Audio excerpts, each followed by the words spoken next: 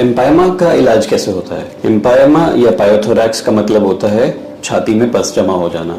जैसा कि मैंने पिछले वीडियो में बताया था, एम्पायमा को हम 3 स्टेजेस में डिवाइड करते हैं, स्टेज 1, स्टेज 2 और स्टेज 3। और एम्पायमा का ट्रीटमेंट हर स्टेज में अलग तरीके से किया जाता है। स्टेज 3 एम्पायमा का ट्रीटमेंट भी 3 स्टेप्स में होता है।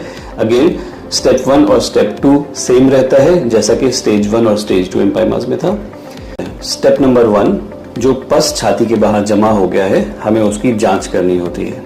उसको हम प्लूरल एस्पिरेशन बोलते हैं, जिसमें हम एक नीडल के जरिए या ट्यूब के जरिए उस पस को बाहर निकालते हैं और उसको जांच के लिए भेजते हैं माइक्रोबायोलॉजी लैब में। वहां पे जांच करने पे पता चलता है कि उसमें कौन सा बैक्टीरिया या कौन सा फंगस या कौन सा ऑर्गेनिज्म रिस्पॉन्सिबल है ये एम्पायमा करने के लिए, और उसकी सेंसिटिविटी के हिसाब से उसके लिए दवाइयां शुरू की जाती है ताकि हम अंडरलाइन कॉज को ट्रीट कर सकें जिसकी वजह से एम्पायमा हुआ।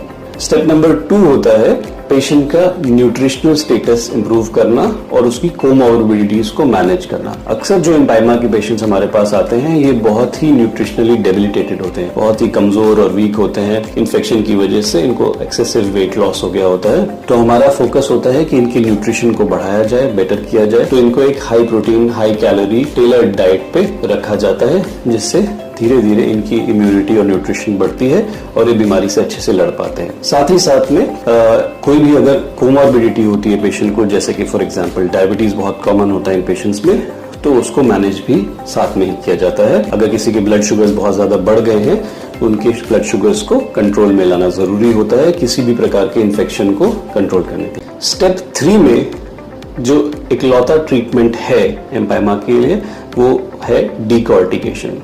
तो स्टेज 3 एम्पायमास को जिस सर्जरी से ट्रीट करते हैं उस सर्जरी का नाम है डीकॉर्टिकेशन सर्जरी। कॉर्टेक्स मतलब जो संतरे का छिलका लंग के चारों तरफ जमा हो गया है, जो लंग को फूलने नहीं दे रहा, उसको पिचका के रख रहा है।